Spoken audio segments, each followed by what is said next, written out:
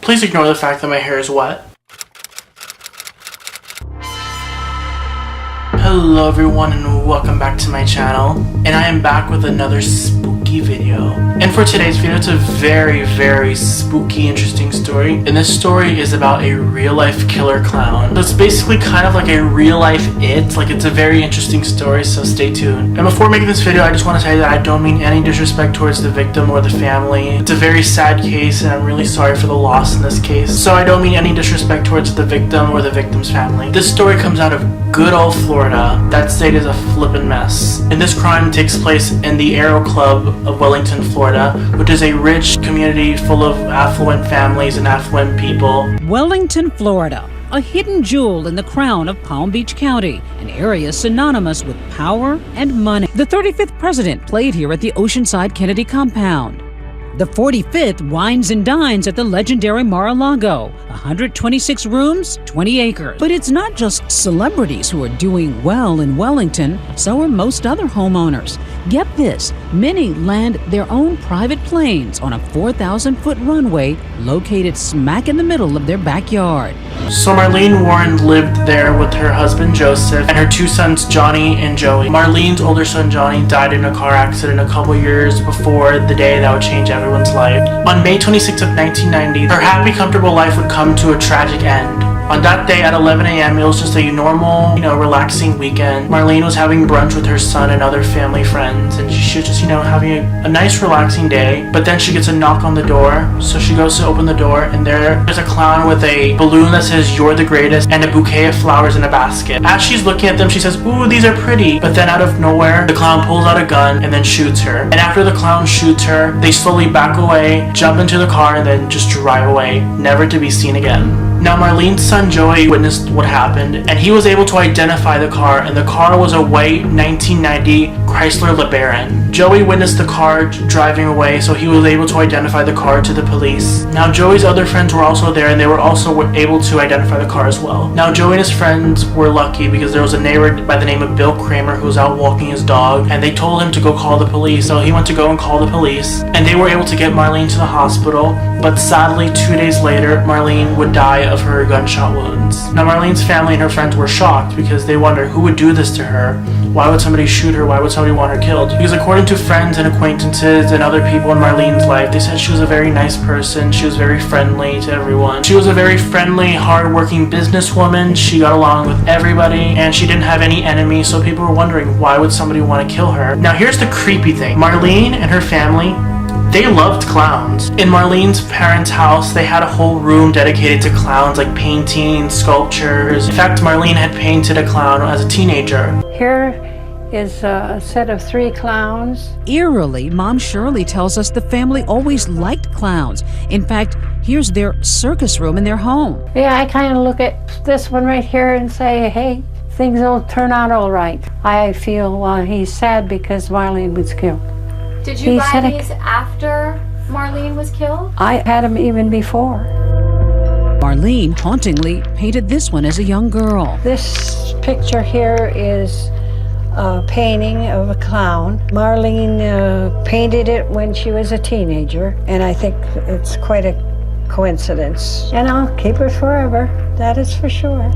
Now, I don't know about you guys, but that's kind of crazy. Like, what are the odds that she would get shot by something that she loved? Like, I don't know, it just seems very coincidental. So you may be wondering, who did this?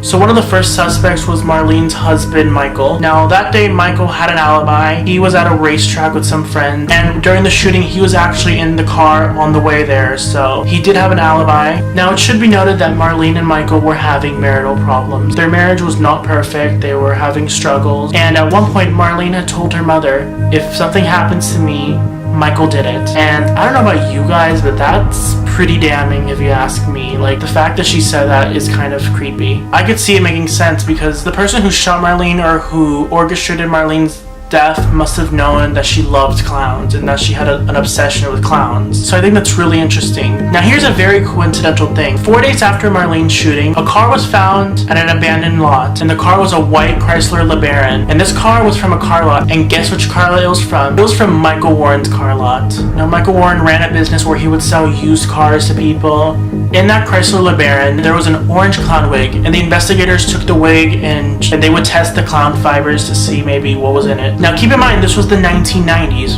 DNA testing was not at that level yet where you can test it and get the person immediately. Like, DNA testing was not really good at that time. Now, investigators were really investigating him because they thought he was the person who did it or, orchestrated this murder. Now, another interesting suspect is a woman named Sheila Keene. Now, Sheila Keene was his alleged mistress. Investigators thought he was having an affair with Sheila Keene. Sheila Keene would repossess cars, so she would work with Michael from time to time. She would go on business trips with him, would go out to lunch with him, do a lot of things with him, and people were suspecting he was having an affair because of how much time they would spend together. Now, it should be noted that Sheila Keene was a younger woman. She was, I think, about 13 or 14 years younger than Michael, and she was married to a man who was 24 years older than her and who was in the KKK. Sheila wanted to live a glamorous life. She wanted to live a comfortable life where she would not have to worry.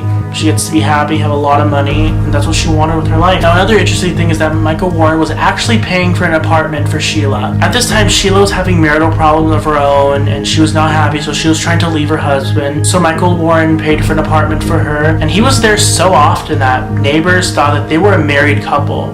So that's another interesting thing that people should know. Now, Marlene was very suspicious. She felt something was off. Marlene was suspecting that he was having an affair. Marlene knew that her marriage was not perfect anymore, that her marriage had gone sour. So Michael Warren did have motive to kill her, because had they had a divorce, it would have been a big, messy divorce. Like, since they were rich, they owned all these properties together, they had a lot of money, so it would have been a very huge, messy divorce. So it's possible. So Michael Warren did have a motive to kill Marlene, because if he killed her, he would get a 7-figure life insurance payout. So basically, she was worth more dead than alive to him. Now, I just want to make it clear that I'm not saying Michael Warren did it. He is innocent until proven guilty by a court of law. So investigators were trying to get more details about this crime. So they had went to a costume store and they had asked 2 female owners what the person who bought the costume looked like, who they were, and here's what they said. There were only a handful of us back then. There wasn't, internet shopping like there is today, even catalogs. In the hours leading up to the murder, Deborah recalls a persistent customer who arrives after closing time. So you had a knock at the door? Right. And then what? She said, I need to buy a costume, and I said, can you come back tomorrow? We're closed. And now I really need to get a costume tonight. A Ruby's clown costume, an afro clown wig, Bob Kelly clown makeup, and a sponge nose. I'd say probably around 5'8", brown eyes, long chocolate hair, and jeans. I think the sale was like either $79 or $89. I sort of almost can see the sales receipt. I said, could I ask, please, what this is in reference to?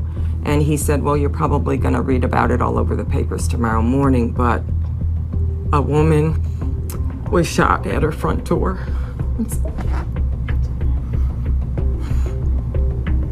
By a person dressed in a clown costume wearing flowers and balloons. Now, the description matched Sheila Keene to a T. Now, the balloons had a very distinctive look that you could only find at one store, and that was at Publix. And while at Publix, the witness and employees have said they saw someone that day who looked a lot like Sheila. Long chocolate hair and was 5'8", just like the description the costume store owners gave. Those 2 balloons would offer up a small clue, one of them reading, "You're the greatest." One of them was an unusual balloon, believe it or not, and it was only sold at one of the Publix grocery stores in Palm Beach County. Clerks at that same Publix tell police that the same person also bought flowers. So a lot of circumstantial evidence was pointing to Sheila Keene. Now, during the investigation, investigators noticed some very shady things about Michael Warren. He was changing the mileage on cars to make it look like they were in better condition, which is very, very illegal and it's against the law. So he was arrested, he was charged with this crime, and he was sentenced to 9 years for this crime and was released after 3 years in 1997. So investigators were not able to prove Michael and Sheila were having an affair, and after Michael's release from prison, neither of them were seen again for a while. That was until recently. In 2014, the investigation was reopened, and when doing some digging and research, they discovered that Sheila divorced her husband in 2000 and married Michael Warren in 2002 in a very quiet wedding in Las Vegas. So they had changed their names to Debbie and Mike, and they were living in Abington, Virginia, and they were running a burger restaurant called the Purple Cow.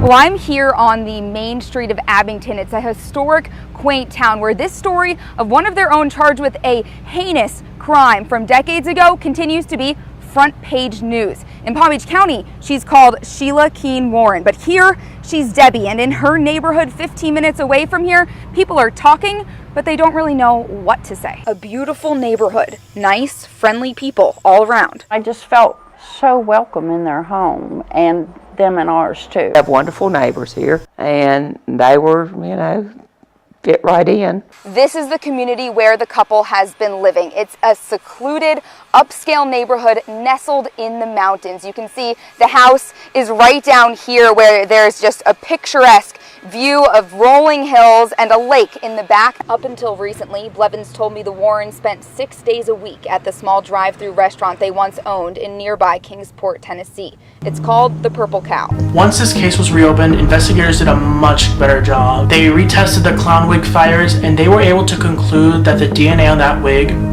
was Sheila's, and that was all they needed to find the killer. So Sheila Keene was arrested in September of 2017. Her and Michael Warren were on their way home from a road trip, and police were waiting at their house to arrest Sheila. So Sheila was arrested and brought into a Virginia jail, and then after being in the Virginia jail for a little bit, she was extradited to Florida to await trial.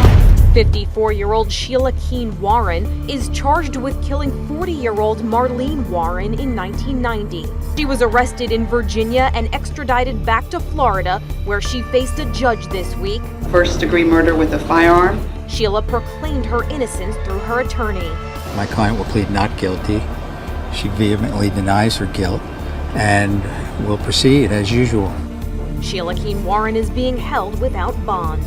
Sheila is currently being held without bail because of how serious this crime was, so she's currently sitting in a Florida jail awaiting trial. So in my conclusion, my personal theory is that Sheila definitely did it, mainly because of the DNA evidence, but I definitely think Michael Warren was involved in this crime. I'm not saying he did it because, like I said, he's innocent until proven guilty by a court of law, but I think he's very suspicious and he should definitely be investigated, because just the fact that Sheila was dressed as a clown, like, she would have had to know Marlene Warren loved clown, and Michael Warren had a motive to kill. But either way, I feel so bad for Marlene. I also feel bad for his son, because I could only imagine how her son is feeling, because he was there, he witnessed what happened to her, and he's probably traumatized for his life. Like, I feel so bad for her son. And I could only imagine what it was like being Marlene, because she was practically just there looking at gifts, being happy, and then her life was just cut short like that. But I really hope Marlene and her family gets justice, and they can finally close the book on this case and get, you know, just get closure. But yeah, you guys, that's it for this video, and I really hope you guys enjoy this video. And leave in the comments down below, do you think Sheila and Michael killed Marlene? But anyways, be sure to give this video a big thumbs up, and be sure to hit that big subscribe button below. But yeah, thank you guys so much for watching, and I'll see you guys next week back with another spooky video. Bye!